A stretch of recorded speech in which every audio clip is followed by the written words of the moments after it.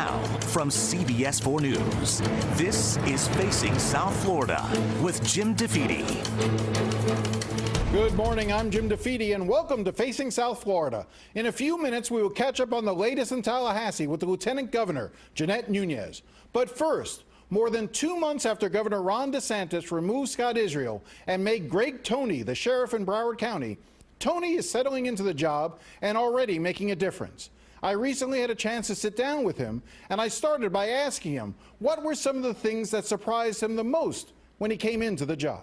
I'll tell you, the ones that jumped out at me was the huge deficiency in training that we had in terms of not only just personnel. So I'll start with this. We had roughly about, give or take, 5 or 6 dedicated training staff to train roughly over 2,000 plus deputies. One of the things I had witnessed during the MSD Commission report was the inconsistency in training records, the inconsistency when they went through active shooter training, the inconsistency of firearms. And you look at the record keeping, and it's a clear direct association to the inability to perform on February 14th, 2018. And so that was huge. So I came in, we instantly start, modifying that, reallocated some funding, shift around roughly $2.5 million to ensure that we had enough staff personnel to where now we have 25 staffers who are dedicated to training our deputies. And that is going to ensure that we can keep up all our training standards throughout the year and every other year coming forward.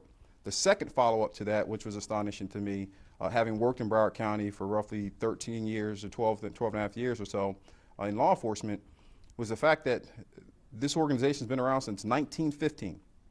It's the oldest law enforcement organization in the county, and yet we do not have a dedicated training facility.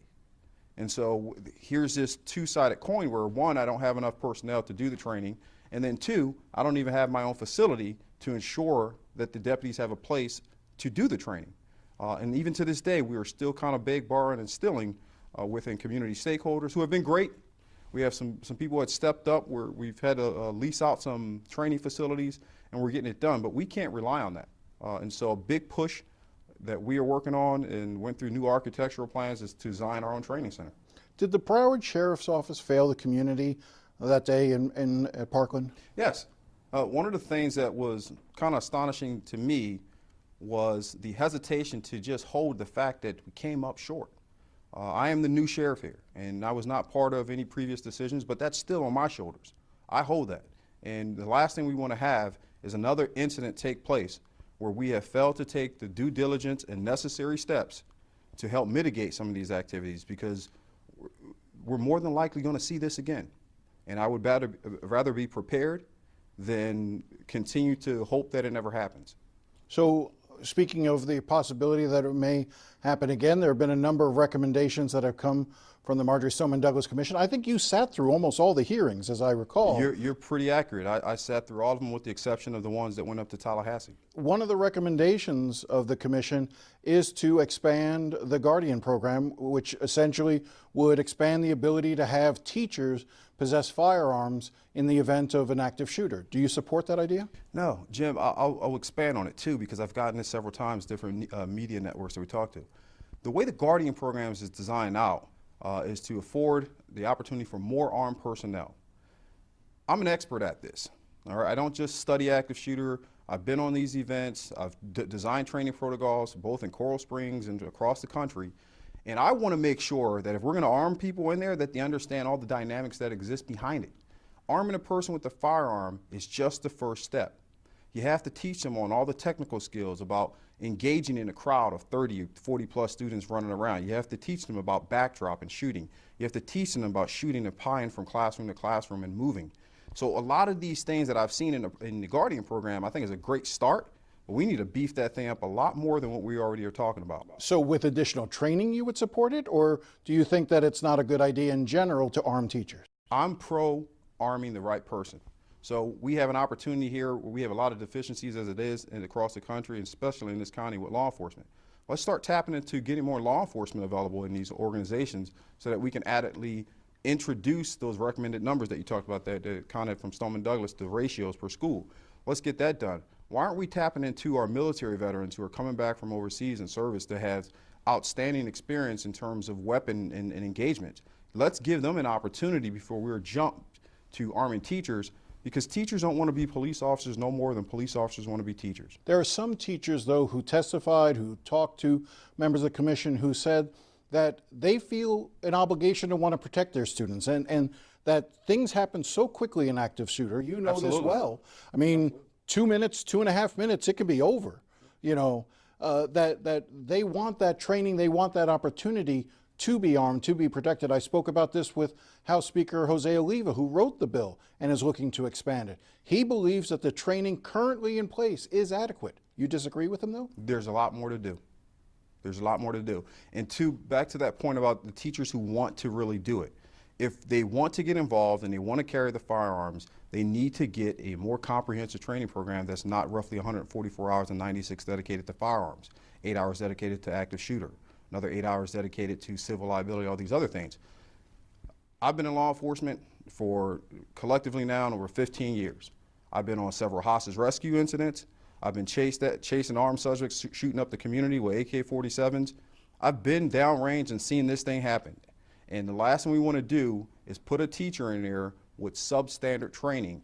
When they have the right intention, they are committed to trying to protect these students and help mitigate this harm. Give them the right training. Don't give them part of the training. Give them the whole picture, because it's not as simple as people think. The Promise Program, what are your views on it? Promise Program, this has been a really hot topic in Broward County, and I'll tell you, coming in, a lot of interest was wondering, hey, what is this new sheriff going to do? Restorative justice programs are absolutely imperative to have here in Broward County. If you look at all the different figures and data points behind disproportionate arrests and things of that nature, it does play a role. But when you start talking about a program that doesn't hold people accountable, that there's no effective tracking measures, that there's no real law enforcement involvement at the table when it's designed, then those are programs that result in deficiencies and perhaps people getting harmed. So I'm one for restorative justice. I like to sit at the table, get involved in how we design this thing versus be told what it's going to do with not our inclusion. So when you say design this thing, are you saying that we need to scrap the program in its current form and start from scratch? There's some positives to it, and I talked to the superintendent about this. I had a good meeting with Mr. Runcie about it, and there's a lot of things that we from the law enforcement community having sat down with my partners from the Chiefs of Police Association that we want to introduce. We want to put in. It's not that any of us really want to back out of it, and I know I'm speaking for a lot of people, but I've sat down with them. But we need to be involved in how this thing is designed. The perception was though that your deputies were sort of hamstrung, that they were sort of handcuffed in a lot of ways in terms of what they were able to do, that the decision making was taken away from the school resource officer or the deputy and given more power to the principal.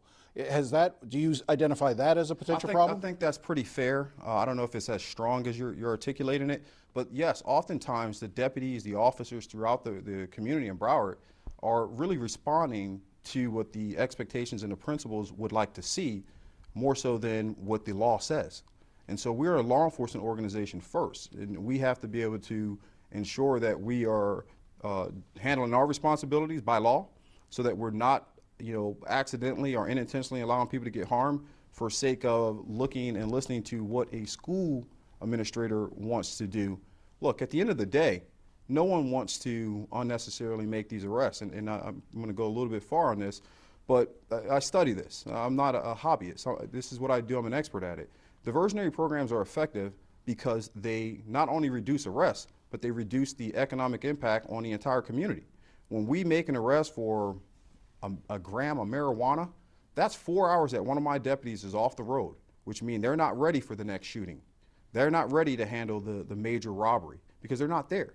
And so if we do that as a force multiplier across the county, and at any given time 50 of my deputies are making an arrest for a gram of marijuana, we're 50 deputies short.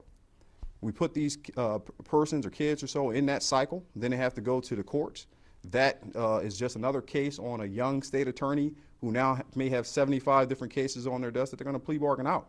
So we have to be very thoughtful about how we introduce these different diversionary programs and what impact it holds on the whole community and not just the schools. Why did you want to become a cop? Service. I have been around law enforcement, military folks pretty much my whole life. I grew up in the inner cities of Philadelphia, which was very tough, crime-driven, and I can think of probably a half a dozen different officers that I was exposed to, including my uncle, and seeing how they carried themselves in the community and how they were able to give back. When you first come in, you're all young and gun-ho, and you want to chase down every bad guy, but 90% of what we do is service-oriented. And so that's been a new ethos here, a new model that I've pushed out in the organization, that it will be service first, and our service will equal our reward. There's going to be a lot of people in the community who are African American, or Hispanic for that matter, who look at the police not as an ally, but as the enemy. How do you break that? That has been a long-standing history and fear factor that is a byproduct of, to your previous question or comments about racism and the inconsistent justice is provided in our country at times. And so we can't erase decades and decades of racism overnight and expect that the minority community, the black folks, the Hispanic folks, who had traditionally been the absorbent of that, to erase that immediately because a black officer shows up or a Hispanic officer shows up.